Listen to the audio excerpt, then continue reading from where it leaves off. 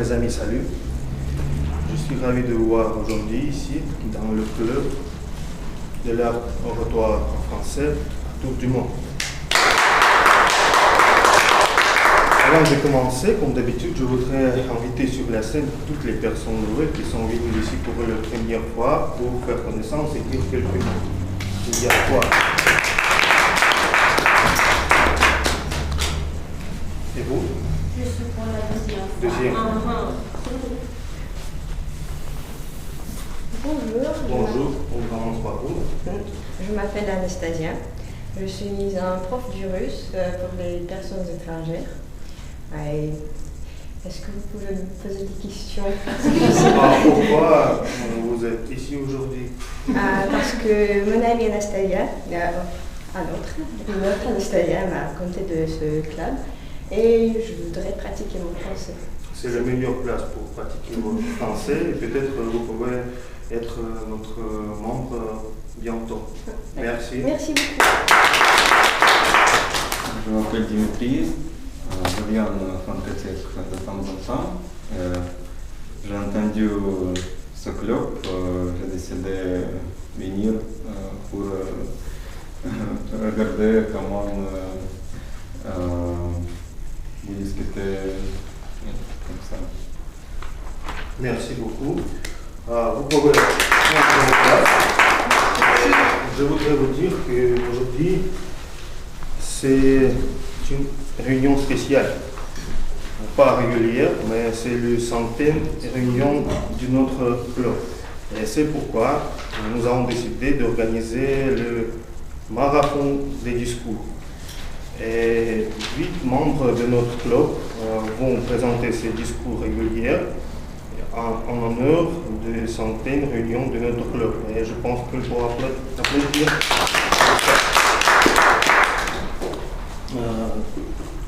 Je voudrais vous dire que nous ne sommes pas nombreux, c'est le club petit en comparaison d'autres clubs de société Toastmaster à Moscou, mais 8 discours dans une réunion, c'est le record, je pense. Et dans d'autres clubs, il n'y a pas, je ne sais pas s'il y avait quelque quantité plus que 8 discours pendant une réunion. Et mes amis, je voudrais dire que je suis fier de vous pour avoir préparé les discours aujourd'hui et féliciter notre 100e réunion. Et le premier discours en honneur de notre club, je voudrais inviter les membres qui sont le nouveau membre, le dernier membre qui a rejoint notre club, mais il a déjà quelques propositions au sujet du développement de notre club. Et je voudrais inviter Vladimir avec son discours à tour du monde, avantages, risques, propositions.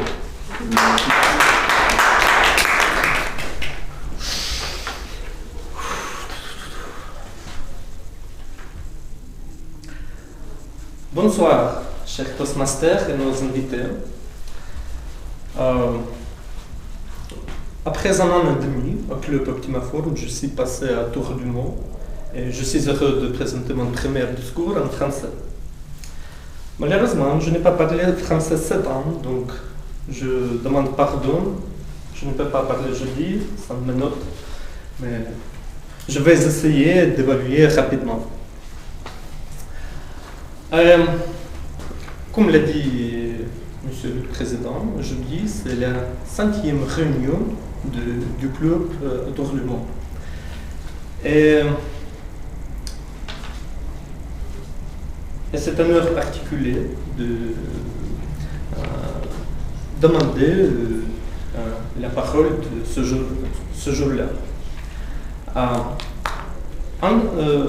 Ceci a coïncidé avec ce que je dois donner de proposer plusieurs d'améliorations sur certains sujets. C'est comme la prochaine devoir du sujet de formation de Patrice.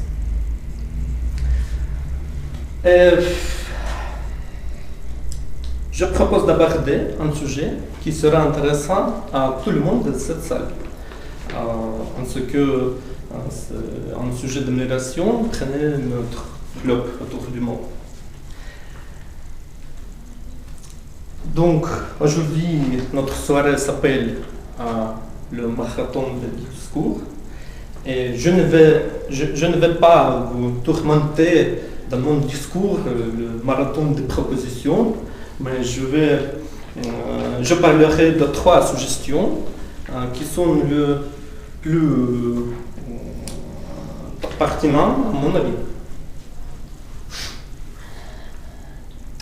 Alors, ma suggestion d'amélioration. Je vais immédiatement préciser que je n'ai pas l'intention d'entrer dans un autre monastère avec une autre charte, comme le dit le dicton russe. Je voudrais proposer mon nouveau regard sur les questions actuelles. Et donc, je serais très heureux si les honorables officiers du club et des autres participants vont mener une discussion sur ces questions. Vous comprenez, moi, oui? Ça va? D'accord. C'est une langue française. La première chose dont je voudrais parler à propos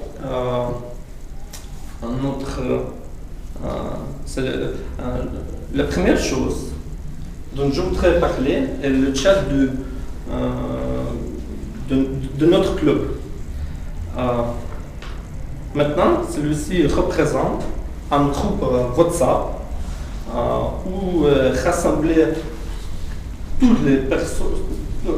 tous les numéros des invités. Et l'avantage, c'est qu'un grand public apprendra la prochaine réunion de notre club. Les points positifs, malheureusement, les points positifs s'arrêtent là, à mon avis. Malgré qu'il y ait plus de 80 participants sur ce chat, en général, nous avons par 10-15 personnes en réunion qui sont vraiment intéressées.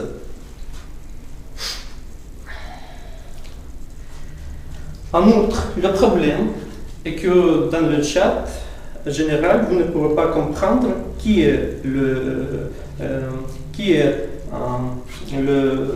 membre actuel du club. Personnellement,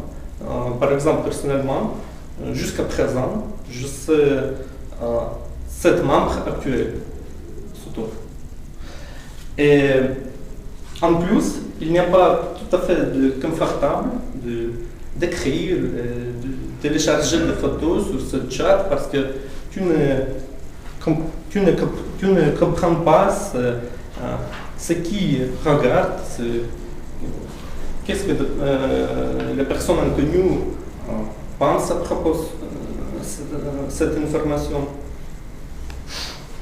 Ma suggestion, c'est de créer un nouveau chat Telegram où il y a seulement des membres actuels. Cela permettra également des sondages rapides sur tous les sujets. Par exemple, vous pouvez dire à l'avance qui viendra à la prochaine réunion.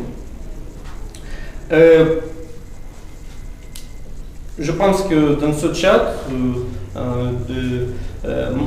les membres actuels pourront communiquer plus actifs et posé plus beaucoup de questions à propos de notre club, et à propos de notre soirée après notre club, comme l'afterparty, etc.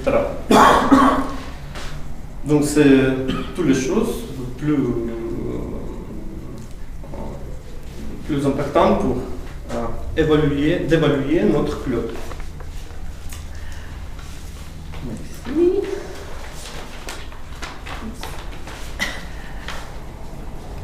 Ma deuxième idée concerne également la communication en ligne. Maintenant, on a seulement la page sur Facebook, sur Internet. Mais cela ne suffit pas. Je pense qu'il faut enregistrer la page officielle à Instagram. Et nous pouvons télécharger chaque réunion des photos. Nous pouvons faire des émissions en direct, de notre rencontre, etc. Et je pense que des personnes inconnues pourront voir l'atmosphère bienveillante et poser des questions, venir de leur près et à la fin briser leur glace de silence. Et la troisième initiative concerne des lieux de réunion. Je pense que nous pourrions parfois changer notre lieu et demander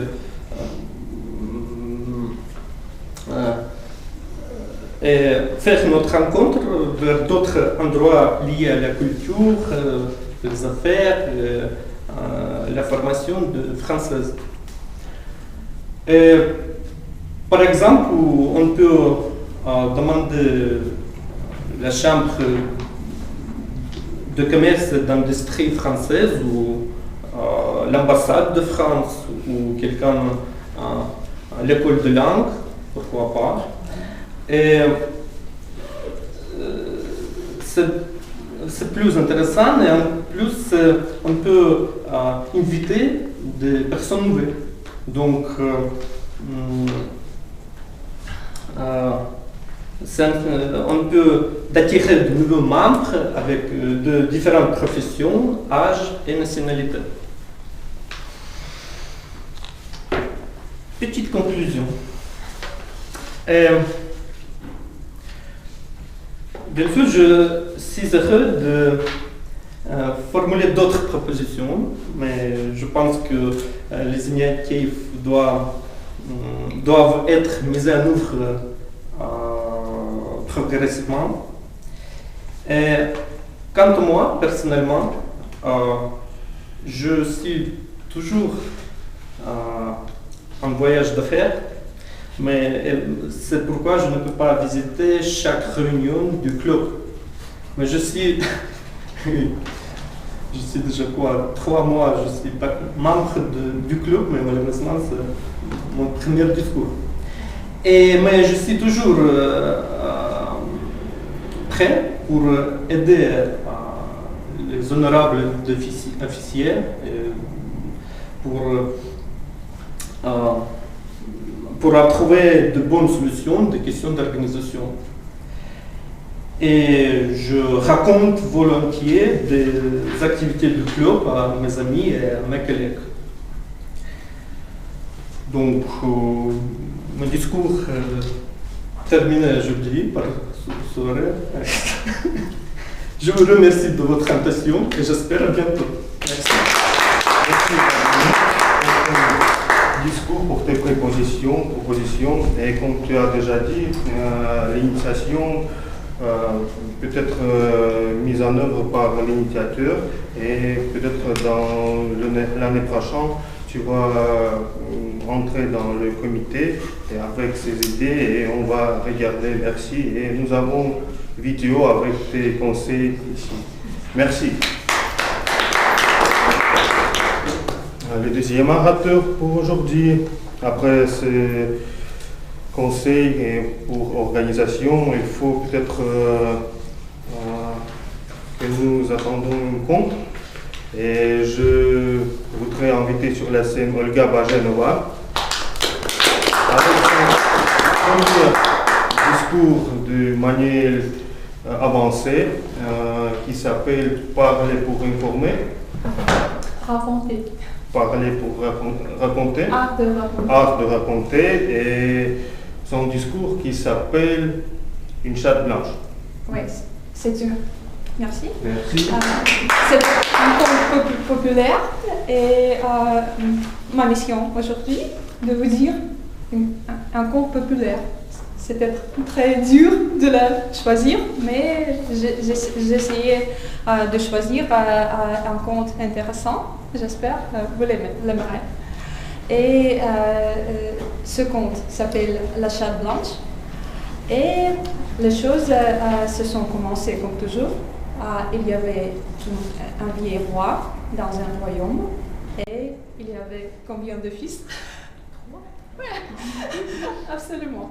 Il avait 3 fils et il avait très énergique, mais il était vieux.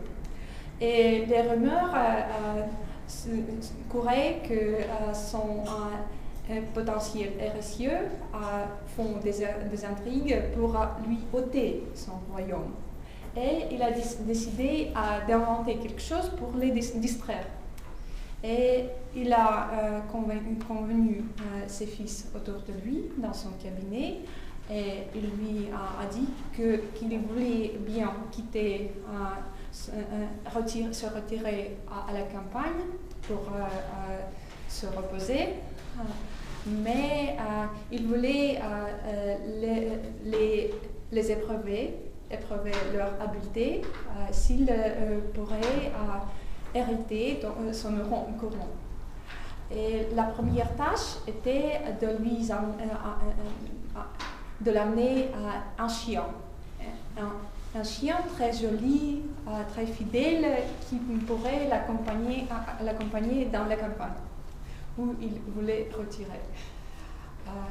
Les frères le cadet, ils ont vu ses intérêts, il a accepté parce qu'il pourrait maintenant chercher la couronne, essayer de prendre la couronne. Et ils ont pris leur chemin. Et un jour, il y avait une tempête très sévère. Et le prince, le plus cadet était pris par la tempête dans une forêt. Il ne savait pas ce que faire, mais il a vu la lumière. Et quand il s'est approché à cet endroit, il a vu un château décoré de pierres précieuses. Et personne ne craignait pas que quelqu'un pouvait les voler parce que toutes les choses étaient décorées, la porte s'est ouverte dès qu'il a frappé à la porte. Il s'est allé dans une chambre et il n'a vu que les mains qui avait dans ses mains les flambeaux. Et ces mains l'accompagnaient à travers de nombreuses salles, environ 60 salles. Toutes les salles étaient décorées incroyablement. Et il n'a pas vu personne. Seulement ses mains, son corps, qui le servit, qui l'accompagnait. C'était très très bizarre. Et soudain, dans un salon, les chats se commençaient de se réunir. Et les chats avaient les notes dans leurs pattes, et les guitares, les autres instruments, et ils se réunissent dans un petit orchestre. Et ils ont commencé à jouer de musique. Mais ils ne comprenaient ce qu'ils chantaient parce qu'ils gueulaient. Et ensuite, il a vu une figurine dans un deuil, une toute petite figurine qui était accompagnée de 2 chats avec des épées très nobles. Et quand cette figurine s'est approchée de lui et levé ce voile de deuil, il a vu la belle chatte blanche, la plus belle et la plus triste du monde. Et soudain, la chatte lui a dit d'une voix humaine que je suis très ravie de te voir, fille de roi. Mieux majesté est très ravie de te voir. Le prince était très étonné d'entendre une chatte parler, mais elle était très noble, elle était très liante, elle était très agréable. Il ne pouvait pas que la suivre et avoir le souper avec elle. Et il y a des 2 bisques, un bisque avec les pigeonnets et l'autre bisque avec les souris très gras. Il était étonné encore parce qu'il pensait peut-être les 2 choses pourraient être cuites l'un à côté de l'autre. Mais la chatte l'a consolé, il a dit qu'il avait la cuisine à part, c'était très gentil. Et ensuite, il bavardait, il discutait les choses très différentes et la chatte s'est prouvée d'être très instruite des affaires très différentes, des affaires des princes et de toutes les choses comme ça. Il était étonné encore plus.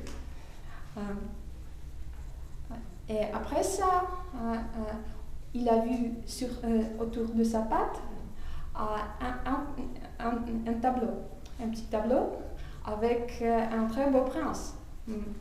Et elle attendait qu'il allait voir un chat, mais il a vu un prince ici.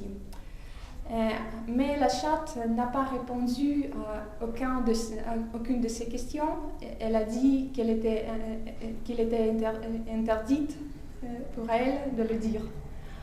Et enfin, il a donné la blanc avec la plus belle chien qui pouvait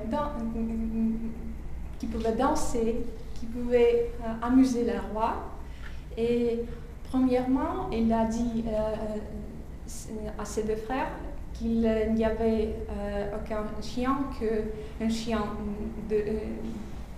pour tourner la brosse, pour cuire la viande, un chien très laid. Et les frères étaient très heureux, ils pensaient qu'ils pourraient gagner et avoir la couronne. Mais enfin, il a ouvert la blanc, tout le monde a vu ce chien merveilleux. Mais le roi ne voulait pas se faire battre, il ne voulait pas donner sa couronne à ses fils. Et il a dit qu'il voulait l'éprouver encore.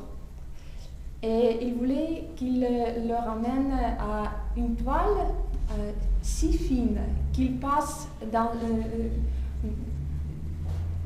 le trou d'aiguille.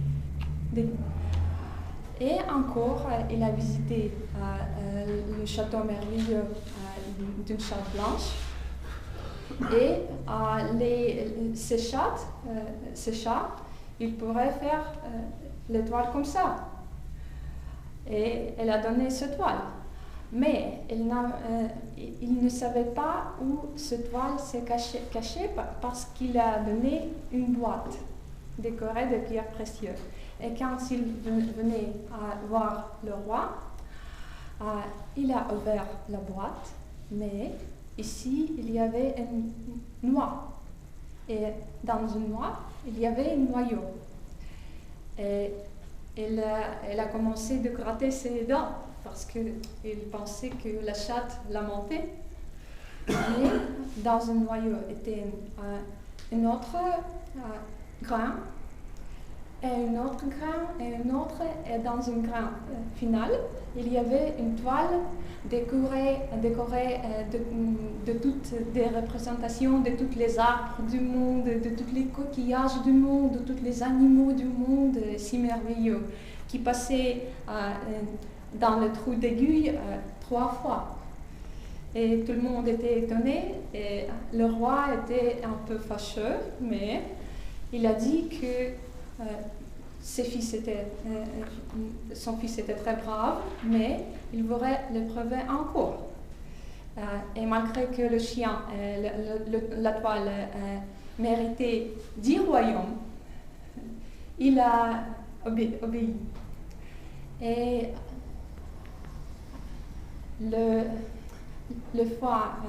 la dernière fois qu'il venait au château de la Chatte Blanche, il y avait pour sa mission d'apporter au roi une très belle princesse, comme ses frères. Et il a un an écoulé très très vite, comme les 2 ans précédents. Et la chatte l'a dit qu'il doit la couper la tête et le queue et le jeter dans le feu pour que son mission soit accomplie. Et elle l'a refusé, elle était en larmes, elle pleurait, et enfin, la chatte l'a convaincue, et avec sa main pas très sûre, elle a coupé son queue et sa tête, et soudain, il a vu une fille magnifique qui ravissait le cœur. Et il a dit son histoire, que son mère promis la donner aux fées pour les fruits merveilleux de leur jardin qu'il voulu avoir quand elle était grosse de cette princesse. Et cette princesse était promise à être une femme d'un nain très laid qui s'appelait Migonet, qui avait les pieds d'aigle et qui était tellement laid qu'il pourrait peut-être être comparé à quelque chose de sale sous les pieds de son prince. Et quand elle a refusé pour marier un autre prince qui a pu entrer dans le tour où elle a été gardée. Les fées a envoyé un dragon qui a mangé son futur mari, et elle voulait que le dragon la mange aussi. Mais les fées l'ont dit que c'était ça sera très gracieux. Elle souffrira parce qu'elle sera une chatte dans ce château. Jusqu'au moment où elle rencontre un homme qui ressemble comme 2 gouttes d'eau à son fiancé. Et finalement, notre prince était ce prince magnifique qui l'a sauvé et qui détruit les charmes des fées. Et aussi, le roi était aussi très heureux parce que la princesse ne voulait pas son royaume. Elle avait la princesse de 10 royaumes. Il a donné un royaume au roi les trois royaumes et les deux royaumes aux frères aînés. Et il régnait toute cette famille régnait tout ensemble très heureusement.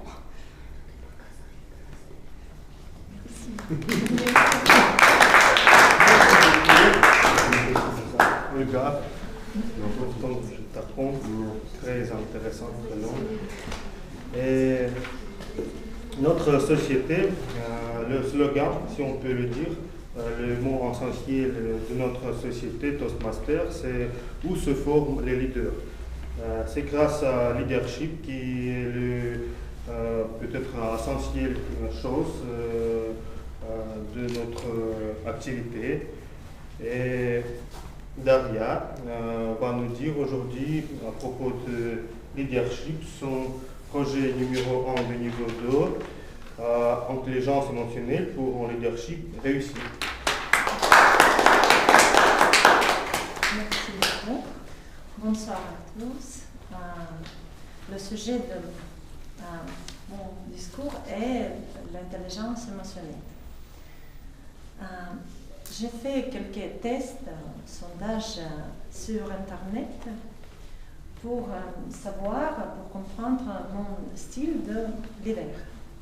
Et après avoir obtenu mes résultats, j'ai appris que je suis une subordonnée parfaite, mais pas leader. Dans mon lieu de travail, je suis subordonnée, mais aussi je dois être un leader pour mes élèves. Et il y a une notion très populaire, très actuelle aujourd'hui, maintenant, c'est l'intelligence émotionnelle. C'est la capacité de comprendre et de gérer vos émotions, vos sentiments, et tout comme d'autres personnes. Et selon le psychologue Daniel Goleman, il y a 5 éléments principaux de l'intelligence émotionnelle. C'est la conscience de soi, la maîtrise de soi, la motivation interne, l'empathie et la maîtrise des relations humaines. C'est très difficile de développer ces propriétés, mais il y a quelques recommandations. Par exemple, la conscience de soi. On peut faire un journal afin d'enregistrer notre pensée ou sentiment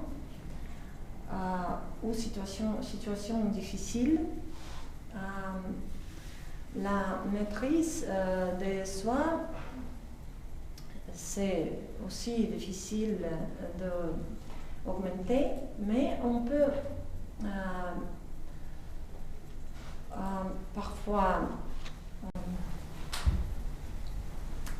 essayer d'être plus calme en utilisant les techniques de respiration profonde. Aussi, on peut essayer d'éviter la critique à autres personnes, c'est aussi très important. Pour développer la motivation interne, il y a une recommandation de garder une grande image, parce que sont plus positifs que les détails qui sont très négatifs. Et on a parfois trop dans les détails. L'empathie, c'est la capacité de nous mettre à la place d'autres personnes. Et c'est indispensable avoir une bonne communication avec subordonnés ou avec notre directeur. Et les relations humaines sont, on doit trouver le chemin pour résoudre correctement les conflits et aussi inspirer à autres personnes. Et à mon avis, dans notre club, on peut développer ces propriétés.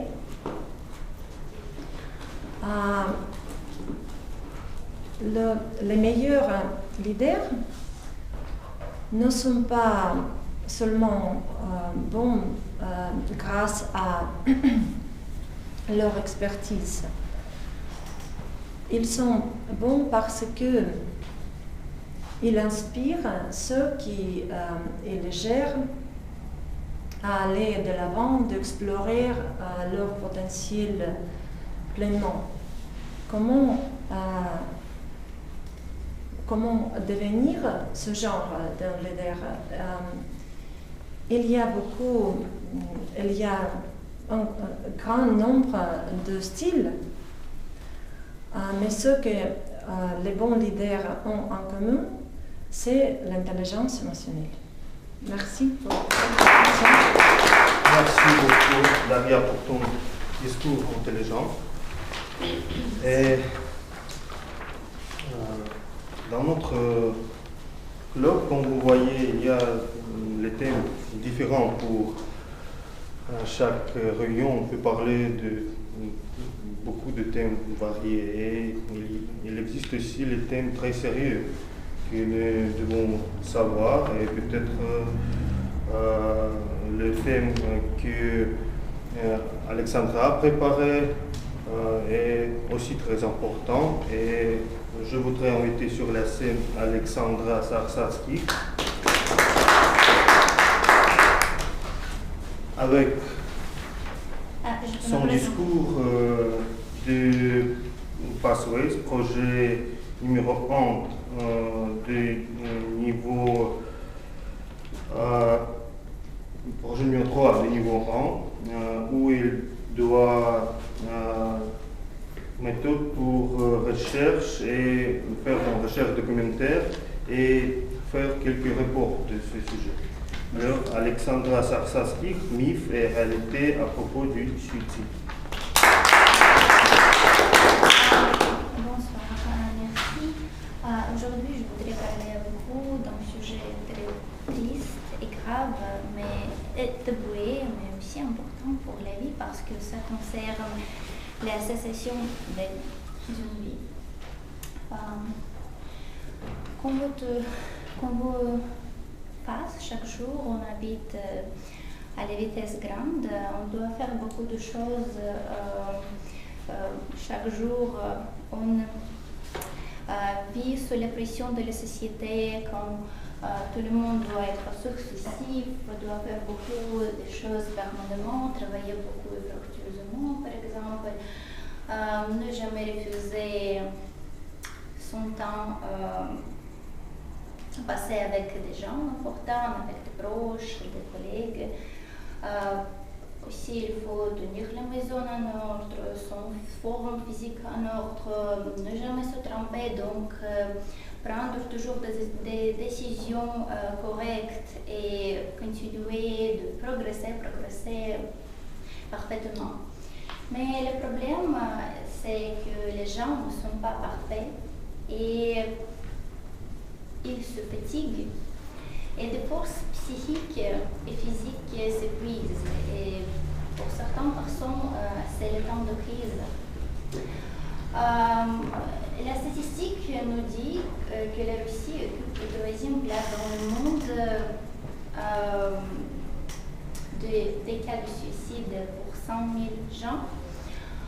Chaque année, il se passe presque 4 cas de suicide par 100 000 gens.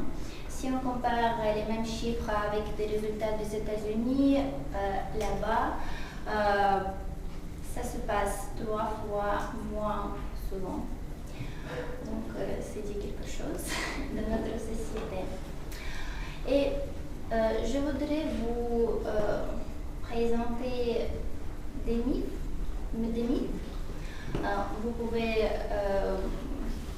décider vous-même si c'est vrai ou faux pour vous, mais je crois que ces choses sont importantes pour qu'on puisse vraiment aider les autres à comprendre ce qui se passe dans le langue d'une personne proche à vous, d'une personne chère. Donc, le premier mythe, c'est que les personnes suicidaires sont formellement décidées à mourir. Est-ce que vous pensez que c'est vrai ou faux? C'est absolument faux, parce que ce que les personnes suicidaires veulent, c'est pas arrêter sa vie, mais arrêter ses souffrances intolérables. Les personnes devraient faire elles-mêmes les demandes d'aide pour s'engager dans une démarche.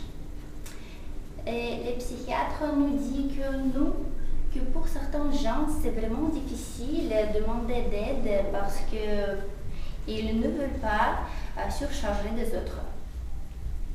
Voilà. Il faut être lâche pour se suicider. Mais je crois que c'est pas vrai aussi parce que en fait, des gens qui se suicident, dans des majorités des cas, ils ne veulent pas faire du mal aux autres. Juste, ils sont très sensibles et vulnérables pour continuer la vie comme ça. Si on pose la question, on parle de suicide, ça encourage le passage de l'acte. C'est un autre fait qui n'est pas la réalité parce que souvent on ne comprend pas nous-mêmes, on ne comprend pas pourquoi on se sent mal, ce qu'on peut faire pour améliorer notre vie. Et donc les discours avec la politesse et un peu d'amour peut vraiment aider. Vous savez, le suicide se produit sans avertissement. En fait, non. Dans des majorités des cas aussi, des gens parlent de leur conseil de suicide, ils parlent qu'ils sont malheureux et aussi ils font des cadeaux à des proches. Donc il faut noter ces signes et ces appels d'aide en fait. Toute personne suicidaire paraît déprimée. Parfois et souvent oui, mais certaines personnes cachent très bien leurs émotions. Et ils continuent à sourire et agir comme d'habitude, ayant de souffrance là-dedans. Les personnes qui menacent de se suicider veulent attirer l'attention ou manipuler les gens.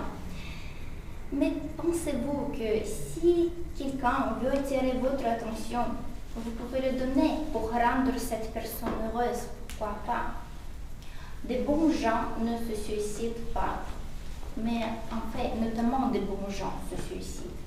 Des bons gens qui ne peuvent plus subir l'injustice.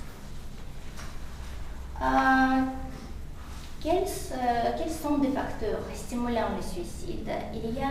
Il y en a nombreux, mais les psychiatres distinguent les trois plus essentiels. Première, c'est la déprime. Dans 40-45% des suicides, c'est la cause. Et souvent, la déprime couplée par l'addiction alcoolique ou à la drogue. Savez-vous qu'à Moscou, par exemple, les visites vers le psychiatre coûtent à partir de 3 000 roubles, mais le paquet de cigarettes contenant marijuana, par exemple, coûte à partir de 400 roubles. Voyez-vous la différence?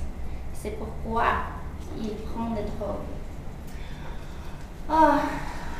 Une autre cause très sévère, très importante, c'est la perte d'un être cher. On ne sait jamais si on a nos parents demain ou notre frère. Et aussi, bien sûr, des troubles de santé mentale, physique, et c'est évident que c'est la cause des suicides. Je crois que je parle si longtemps. Je voulais auparavant vous démontrer des symptômes, des signes de la déprime, mais je dois déjà finir. Donc, quoi faire pour prévenir cette tragédie?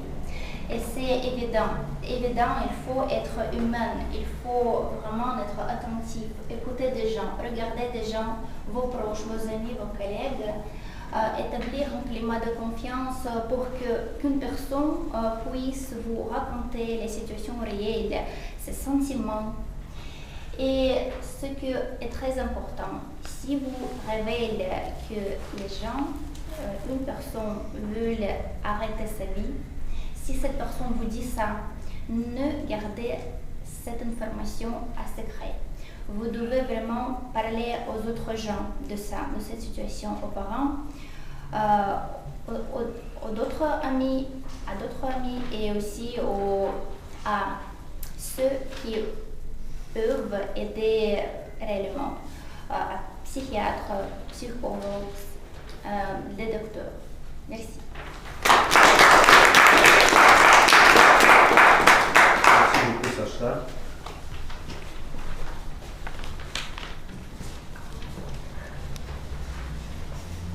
Alors,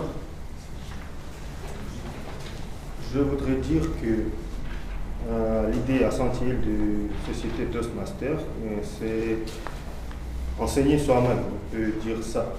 Mais ce sera très difficile sans mentorat. C'est pourquoi dans chaque club, dans notre société, il y a les mentors qui nous aident de développer au sujet de l'art oratoire, au leadership. Et c'est une chose très importante dans la vie du Toastmaster. Et Anastasia Emiliakova va nous raconter une histoire selon le projet numéro 2 de niveau 2, quand elle était elle-même en protégée. Et le titre Mentorat comme un coup d'épaule qui donne la confiance en soi, ou l'histoire de création de mon club français. Bonsoir tout le monde, je m'appelle Anastasia et le sujet d'aujourd'hui, de mon projet d'aujourd'hui, c'est le mentorat. Comment est-ce que le mentorat a affecté ma vie et quel était le résultat? Et qu'est-ce que le mentorat pour moi? Je voudrais répondre, accompagner toutes mes réponses à toutes ces questions avec mon propre histoire d'une création d'un club français. Et pour que vous sachiez, j'ai fait mes études à l'école de langue étrangère et où pendant 10 années, j'ai appris et développé mon français. Mais un jour, à la fin de mes études, j'ai décidé que je vais devenir l'ingénieur civil et rompre tous les liens avec le français. Mais un jour, année après, je me suis réveillée avec une pensée si forte que je perds quelque chose de très unique et que quelque chose de très unique, très important, et que ce sont des connaissances et compétences de plus beaux langues au monde, c'est mon français. J'ai pensé que je dois tout faire pour en sauver. Tout de suite, j'ai commencé à chercher les possibilités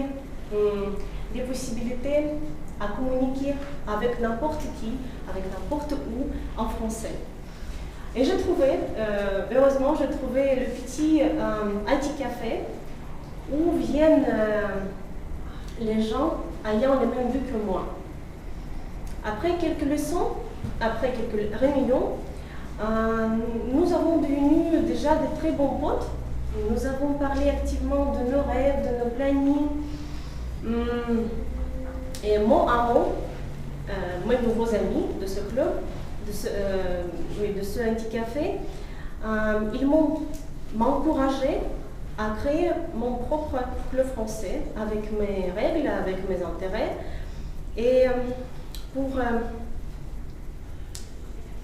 pour réunir, pour rassembler tous les francophones passionnés comme nous, comme moi, sur un même toit. Et je pensais comment c'est impossible, comment est-ce que je vais organiser les réunions, comment est-ce que je vais inventer les sujets pour discuter, comment je vais animer des gens pendant 2 heures. Mais grâce à Dieu, j'avais 3 amis, ils étaient mes menteurs à ce temps-là et ils m'ont encouragé au début et pendant tout développement de mon club. Et c'est pour cela, pour moi, le mentorat, au premier lieu, le mentorat pour moi, c'est le soutien. C'est quand tu es toujours 24 heures, 7 jours par semaine, tu es prêt à donner un très bon conseil qui vient dans ton cœur. En deuxième lieu se place l'encouragement. C'est quand toi, tu peux inspirer ton ami, ton protégé, inspirer et lui donner, lui permettre. Et cela lui permettra, voilà, cela lui permettra à croire à ses forces et à croire, à trouver la croyance en soi. Et si on parle de mon cas, c'était chaque fois avant le début d'une réunion de mon club français, mes amis et les autres participants, ils ont dit Nastia, tout va bien, tu es active, tu es marrant, tu sais tout ce qu'il faut et tout ira bien, tu vas réussir ce réunion. Et ça me donnait bien sûr des forces. Et en troisième place, c'est la vérité. C'est le plus important pour moi parce que après chaque réunion, j'ai demandé des participants nouveaux dans mon club et des participants déjà expérimentés des opinions, des commentaires, à propos la structure d'une réunion, à propos le sujet que j'ai choisi, à propos les questions que nous avons soulevées ensemble pendant le rencontre. Et j'étais toujours prête à la vérité, même si cette vérité était négative.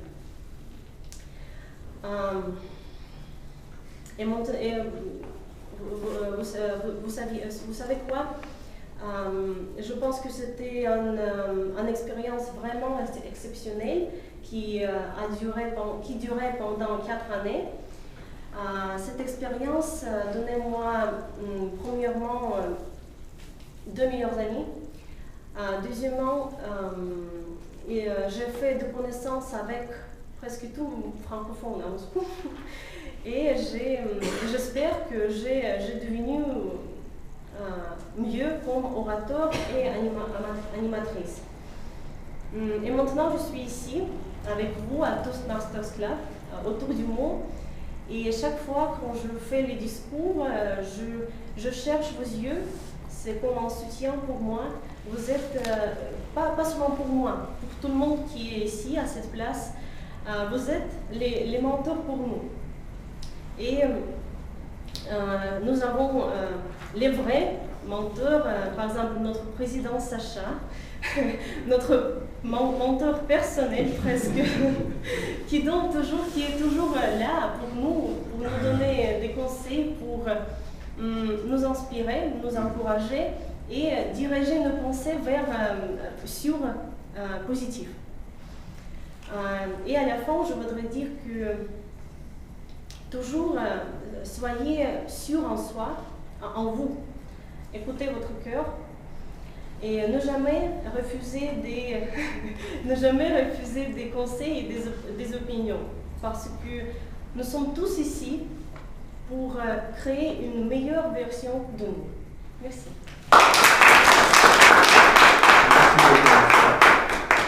Je voudrais dire que tes belles discours aussi soutiennent très bon notre club. Et les discours de tout le monde soutiennent notre club parce qu'ils sont toujours belles Et les discours de Sophie ne sont pas les exceptions. Et je voudrais inviter sur la scène Sophie Guimbertuy avec son discours sympathie ou empathie. Merci, Sacha. Le grec ancien, qu'est-ce que cela vous évoque? Dans l'esprit d'une Française qui est arrivée à Moscou, c'est une langue rare qui est rarement enseignée aujourd'hui, encore dans quelques collèges et quelques lycées en France, mais qui cependant reste une racine, une source clé pour comprendre la langue française. Aujourd'hui encore, en termes d'étymologie, parfois, je vais rechercher si le mot qui m'intrigue, qui me pose une question, est un mot qui descend de la langue grecque, alors que c'est une langue qui a quelques millénaires d'âge derrière elle. Chez Toastmaster, que recherchons-nous? La sympathie entre nous, entre les membres, bien sûr la sympathie entre les mentors, bien sûr la sympathie entre les officiers, les invités et les membres, ou allons-nous chercher derrière le décor ce concept, cette capacité qui ressemble à la sympathie, mais qui est un peu différente et qui s'appelle l'empathie. La sympathie, l'empathie, deux mots assez proches qui reprennent deux racines grecques, pathie pour pathos, qui vient du corps, la passion, les sentiments, le ressenti, les émotions positives, mais aussi les émotions négatives comme la souffrance. Pathos dans sympathie, pathie, pathos dans empathie, pathie. La différence, où se situe-t-elle?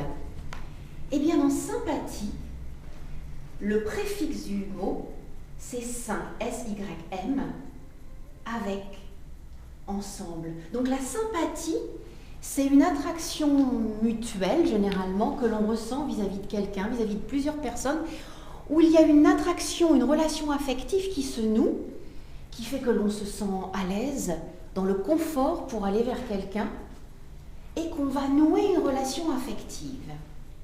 Nous sommes ensemble. Le mot sympathie, ou trouver que quelqu'un est sympa, on raccourcit en français sympathique, c'est un peu long, est un mot qui, je pense, a dû faire partie de votre vocabulaire depuis que vous avez dû apprendre le français. C'est un mot générique, fréquemment utilisé par toutes les générations. Ah, ce copain, qu'est-ce qu'il est sympa! Quand on rentre à l'école et qu'on commence à découvrir ses amis. Ou lorsque l'on rentre sur son lieu de travail, la première fois, son premier poste, ah, les collègues, ah, ils sont sympas, c'est agréable comme ambiance. Le mot empathie, malgré sa racine grecque, est un mot qui est arrivé en France récemment. C'est étonnant. Je dirais qu'il est entré dans le vocabulaire et dans la vulgarisation de son utilisation depuis moins de 20 ans, curieusement. Et savez-vous pourquoi? Parce que c'est un mot, bien qu'ayant une racine grecque, est venu de l'allemand, qu'il a traduit en anglais et qui, au cours du XXe siècle, est apparu dans la langue française, traduit de l'allemand puis de l'anglais au français. C'est un psychologue allemand au XIXe siècle qui s'est penché sur l'empathie. L'empathie, le préfixe en, c'est qui vient de l'intérieur. Et donc l'empathie, à la différence de la sympathie, est cette capacité que nous avons, qui n'est pas forcément une capacité de naissance, parce que c'est une capacité intellectuelle, abstraite, de se projeter à l'intérieur de quelqu'un d'autre. Donc, on donne dans le domaine intellectuel, analytique, rationnel, bien différent de la sympathie, qui est une attirance affective, de sentiment, de ressenti.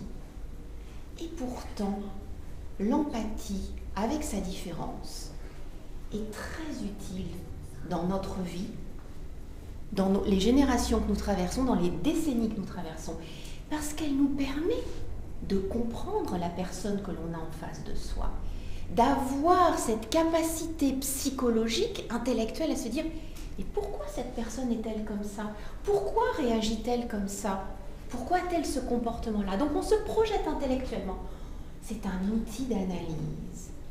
Bien sûr, chez Toastmasters, nous sommes très forts. Non seulement nous parlons devant un grand public que nous ne connaissons pas toujours, nous sommes testés, mais en même temps, nous évaluons aussi les orateurs. Et donc, que pensez-vous pour procéder à nos évaluations? L'empathie, pas forcément la sympathie, même si on a une relation affective et que l'on connaît cette personne, mais l'empathie, elle nous permet de comprendre pourquoi cette personne a choisi un tel sujet de discours. Pourquoi cette personne se présente-t-elle comme ça? Pourquoi utilise-t-elle ces exemples? Pourquoi elle présente la structure de son discours de cette façon-là? Je n'opposerai pas la sympathie à l'empathie. Je pense que les deux concepts nous sont très utiles, bien sûr chez Toastmasters, qui est notre laboratoire d'expérimentation dans notre prise de parole et dans notre retour pour nous améliorer les uns aux autres, mais en plus des relations amicales, affectives que nous sommes à même de développer entre nous, l'empathie est un outil où nous récupérons, nous développons toutes nos capacités intellectuelles pour nous projeter dans la diversité de qui nous sommes, dans tous nos différents environnements, dans toutes nos différentes histoires de vie, qui nous permet de faire des retours, des évaluations sur mesure, objectives, diverses, et d'agrandir nos domaines de connaissances. Donc sympathie, empathie, un très vieux mot, vulgarisé, très générique aujourd'hui, et un mot beaucoup plus moderne, beaucoup plus récent, qui, on va dire, au XXe siècle, nous a permis de rationaliser des démarches qui peut-être précédemment étaient essentiellement affectives. Aujourd'hui, je pense que l'une et l'autre des notions nous sont très utiles chez Toastmasters et dans la vie en général pour évoluer de façon plus harmonieuse, pour pousser un peu plus nos potentiels analytiques et intellectuels. Qu'en pensez-vous? Auriez-vous des exemples d'illustrations de sympathie que vous avez ressenties chez Toastmasters ou ailleurs, dans votre vie personnelle, au travail, auprès de vos amis, et des expériences, des exemples où vous avez trouvé que quelqu'un était très dans l'empathie, ou que vous-même vous avez réussi à faire preuve, manifestation d'empathie? Auriez-vous des exemples? Olga. Par exemple, mon copain est un homme très complexe. Et sûrement, j'ai une très forte sympathie pour lui. Mais quand il s'agit de conflit dur, j'ai de manifester de l'empathie. Parce que je dois comprendre d'où viennent ces choses comme ça, pour ne pas se battre, pour ne pas se disputer. Très bien, merci. Un exemple très personnel. Auriez-vous d'autres exemples de Sacha? Club autour du mot, c'est sympathie, et l'autre club, c'est empathie. Merci. D'autres exemples par rapport à l'empathie, la sympathie, des choses que vous pensez vous avez peut-être plus développées chez Toastmasters ou que Toastmasters vous a permis de développer ensuite dans votre vie personnelle? On peut dire que quand vous discutez, si quelqu'un discute à l'estage, et on peut estimer et sentir l'empathie si l'auditoire l'écoute ou non. C'est l'empathie. D'accord, très bien. Vous compétissez aux pauvres, aux handicapés, vous vous placez à cette place et vous comprenez qu'il faut avoir de la compassion. Oui. Cela vous permet de rester une personne civilisée. Humaine. Oui. Merci beaucoup. Pas animale. Merci beaucoup, Monsieur Michel, de présenter le mot compassion que j'ai évité délibérément, mais qui est très proche du terme empathie. Je vous remercie. Pour moi, l'empathie a été un terme clé que j'ai pu développer grâce à Toastmaster. J'espère que vous pourrez en bénéficier aussi.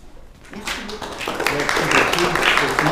Après votre atelier, je suis devenu plus intelligent, je crois, aujourd'hui. De temps en temps, ça passe avec moi. Alors, l'orateur suivant, je peux identifier Arsène, comme un membre très exécutif et responsable, car il est un secrétaire de notre club et il toujours fait tout pour faire le club plus mieux. Mais il a décidé d'identifier lui-même, soi-même, et voilà son discours. Merci beaucoup, Sacha, pour ton Les présentation. enfants pour moi.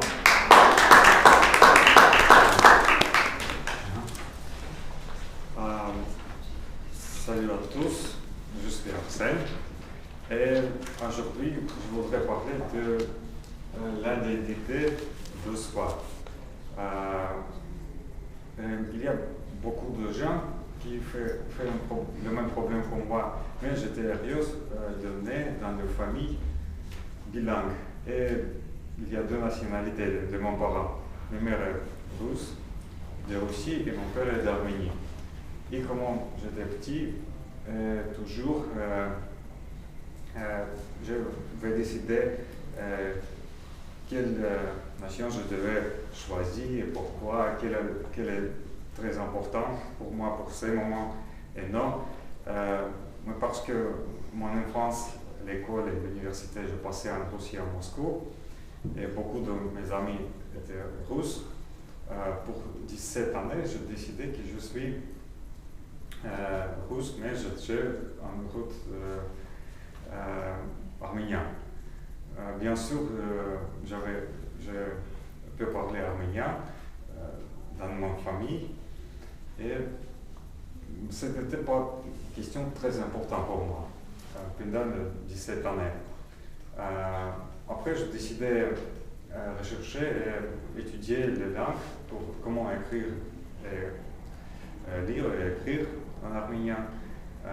J'ai fait un cours sur Internet et après j'ai décidé que c'est assez. Je peux lire, écrire, peut-être un petit, et je peux parler en dialecte de mon père. Mais après, j'avoue, qui es-tu? Quelle question? Il y a la question qui es-tu? Et après, quel faire toi-même? C'était la foule, la profession, les hobbies, le sport, la nourriture et beaucoup de groupes qui tu décidé d'être le parti de ce groupe. Par exemple, le groupe des sportsmen, le groupe des rechercheurs, les musiques, les groupes qui peuvent faire un type de musique. Mais nationalité, c'est que tu choisis, que tu n'es pas choisi la première fois. Bien sûr, tu peux émigrer et devenir une partie d'une autre société, mais le parti que tu es né, c'est ton de naissance. Dans 2011, j'ai décidé de participer à un programme en Arménie et vivre 5 mois et travailler comme volontaire. J'ai passé un petit examen de l'interview pour ça et je devais travailler 30 heures par semaine à Yerevan et une autre ville dans l'Arménie, vivre avec des familles, d'autres familles, et toujours je parlais arménien. Tout mon collègue était arménien de pays différents parce qu'il y a beaucoup de gens qui habitaient en France, à Los Angeles, et, en Argentine, etc. Et après ces 5 mois, j'ai réalisé que je voudrais être mieux dans cette langue et je voudrais être partie dans cette société n'est pas pourquoi parce que mon père est d'Arménie, mais il y a beaucoup de choses comme la littérature, la culture et l'histoire de ce pays qui je voudrais être partie de mon personnalité. Cette histoire un peu évidemment, mais j'avais c'est le programme que je participais. Après, je visitais à Moscou, je fais beaucoup de présentations avec ce programme et les deux fils dans cette website, le cité, c'est mon ami qui participait après moi. Je voudrais dire une autre histoire de mon ami Vladislav. Il est né à Novosibirsk, mais c'était une histoire de ton mère. Ton mère était petit pendant la Deuxième Guerre mondiale et pendant le Leningrad était en siège. Ton mère était évacuée avec les autres enfants en Novosibirsk, mais ton parent était mort de faim pendant cette période. Et le maire de Vladislav a grandi en Novosibirsk. Mais il n'avait pas voir, et il était 3 ans. Et Vladislav décidait d'arriver au Saint-Pétersbourg de Novosibirsk et décidé de faire une recherche dans des archives pour trouver qui est les grands-parents, ton grand-parent et les parents de ton mère. Il travaillait 2 années avec ton famille, il avait 13 enfants pour toute période. Et un jour, il trouve le prénom de ton mère, l'histoire de ton mère, la carte de ton mère dans l'archive. Et il trouve que les parents de ton mère étaient estoniens de Tallinn, et il est estonien, d'Estonien. Et il dit, moi, que pendant les 2 années, il fait, ok, mon mère est estonien. Mais après, il décidait de rechercher plus et plus et trouver les parents, les cousins de ton mère en Tallinn. Et décidé d'arriver au Tallinn. Et après, jour à jour, commencer à étudier les langues estoniennes. Et commencer à parler ces langues, visiter le Tallinn 2 fois et ton enfant 2 fois par an. Et il achète un appartement dans le centre de Tallinn. Et après, nous avons, avec mon collègue, fait un petit question. Est-ce que tu es russe, est-ce que tu es estonien? Mais bien sûr, il est russe, il est parti de Russie. Mais il fait, non, c'est partie de mon personnalité. Je suis estonien, je suis européen. Tous les jours, il dit ça. Finissez le discours. Je devais dire que c'est une phrase de Charles Aznavour qui le parent de quoi a été réfugié de la Turquie, arménien. Il dit que tout le monde m'a dit est-ce que tu es français et arménien. Il dit je suis 100% français et je suis 100% arménien. Et je suis comme le café avec du lait. Et tu mixes ça avec, tu ne peux pas faire après diviser ça. Il dit, je pense que c'est vrai. Merci beaucoup.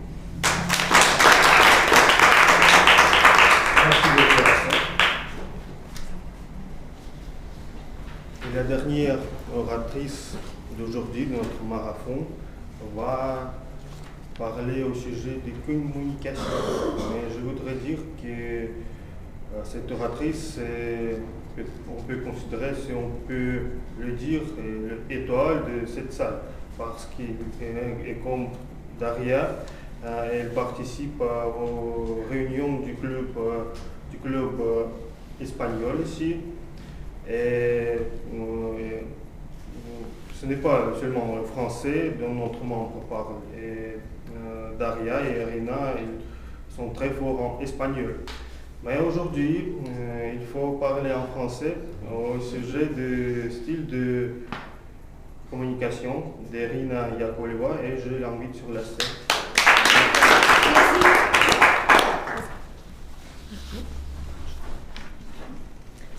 Bonsoir, mes chers amis. Aujourd'hui, je participe dans le Autour du Monde avec grand plaisir.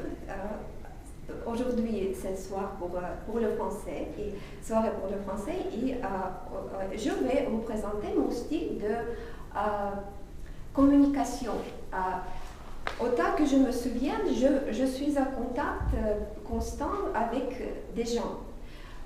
Mais ce n'est que récemment que je commençais à me demander comment je le fais et quel style de communication j'ai choisi pour moi-même. Et le programme Pathways de Tour du Monde, de Toastmaster, m'a aidé à comprendre mieux cela. J'ai appris qu'il a 4 styles principaux de communication. Et j'ai compris à quel de ces styles je me rapporte. J'ai fait un test, bref test dans le programme, et j'ai entendu que je me rapporte à le style soutenant. Soutenant, peut-être dans l'autre terme personnel. Qu'est-ce que cela veut dire, soutenant? Soutenant est que la parole dit pour elle-même. La personne qui, soutenant, a le style de communication soutenant, évite des conflits. C'est très important. Évite des conflits avec des gens autour d'elle. Pour ce type de personnes, c'est très important d'établir des liens proches avec des gens sur travaux, dans le niveau des communications personnelles. Et je peux dire que c'est ça pour moi, c'est vrai, parce que dans mon vie personnelle, dans mon travail aussi, je veux en première place,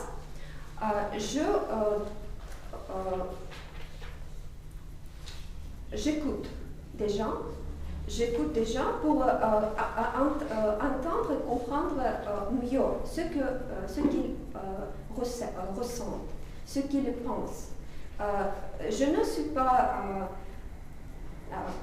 je suis oratrice ici, mais je ne suis pas oratrice dans la vie parce que j'écoute plus que je parle.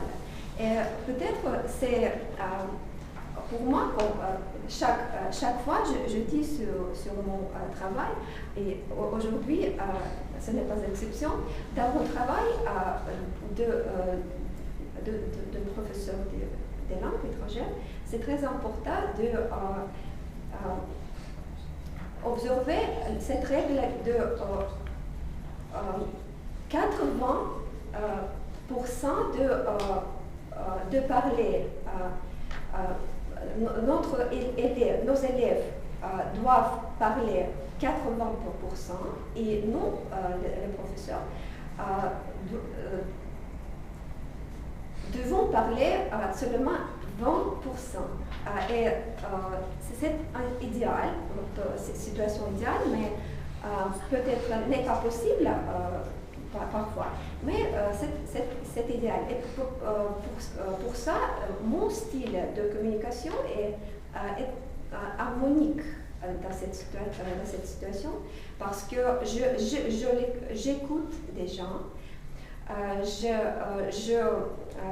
je les donne l'opportunité d'expresser leur-même. Et depuis, quand les gens sont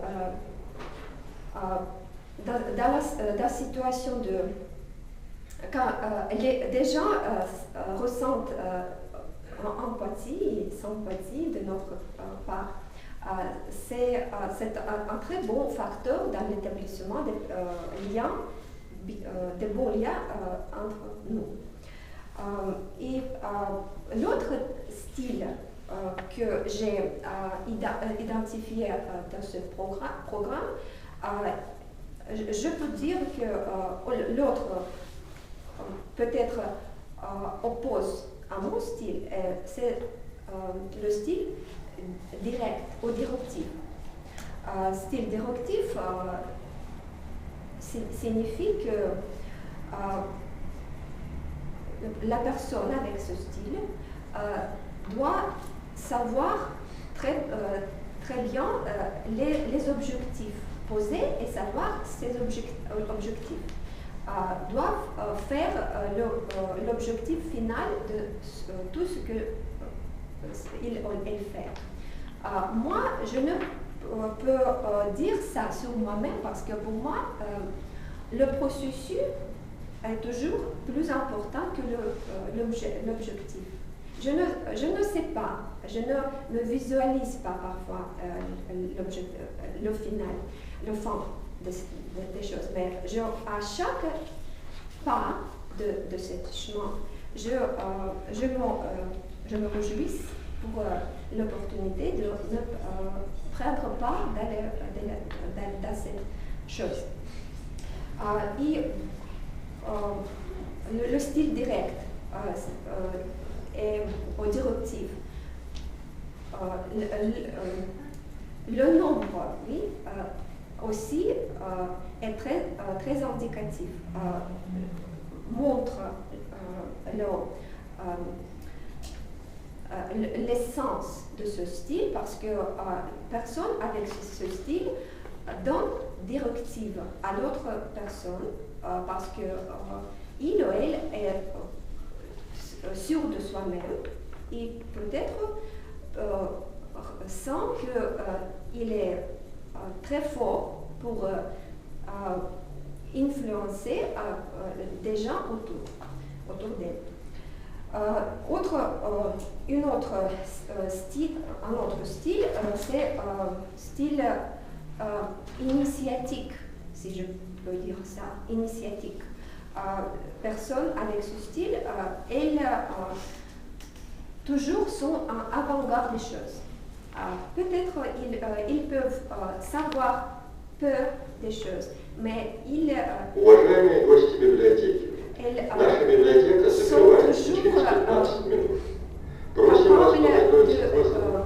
de forcer des défis, générer des idées, ils n'ont pas peur de présenter ces idées, parfois folles, parfois pas possibles, mais sont fortes, leur force principale est cette courage à générer et présenter ces idées. Et l'autre type, c'est le type analytique. Analytique, style de communication, c'est quand les personnes travaillent et se communiquent à partir des données et des chiffres. Pour cette personne, c'est très important de visualiser le problème, de voir le problème dans l'ensemble. Et pour des gens comme ça, ce n'est pas une bonne idée de faire conversation sur des choses qui ne leur concernent.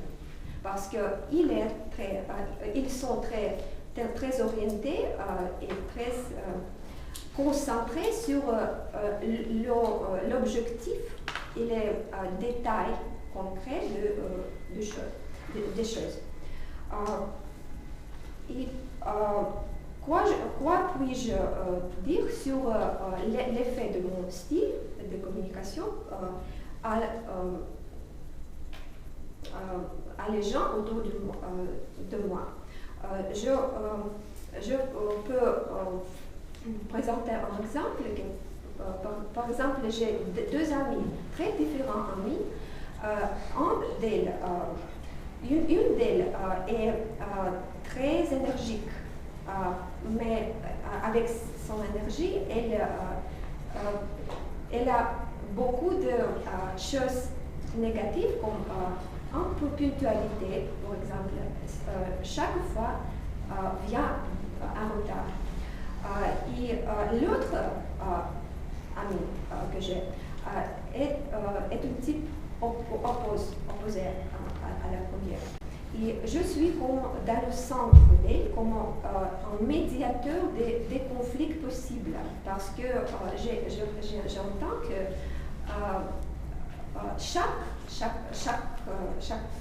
chacune d'elles a des choses très positives, a des fortes. Et peut-être ces fortes peuvent se représenter peut-être avec mon aide parfois. Et je peux montrer à une de mes amies que l'autre n'est pas mal ou n'est pas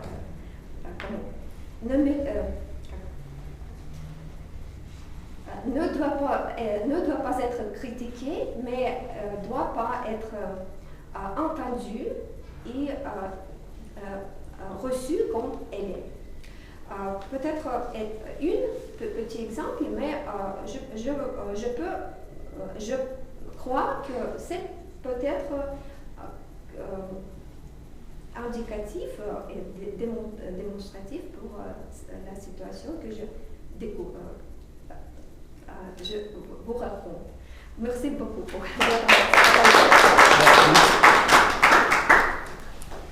Alors, mes amis, c'est tout pour le marathon. J'espère que c'était bon aujourd'hui. Et les évaluations seront données personnellement, quand vous voulez les papiers ou par email. Et avant de finir, je voudrais donner parole à Tatiana Bolchakova, représentatrice de bibliothèque, le Francothèque qui fait des projets spéciaux en Francothèque, oui.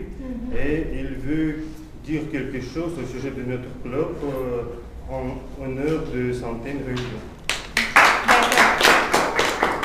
Je ne sais pas si c'est un fermé, mais je voudrais dire quelque chose aujourd'hui de la part de la bibliothèque des littératures étrangères nommée auprès Margaret Rudemino et de la part de Centre culturel Francothèque. Je voudrais féliciter le club de orateurs Toastmasters International autour du monde avec 5e réunion.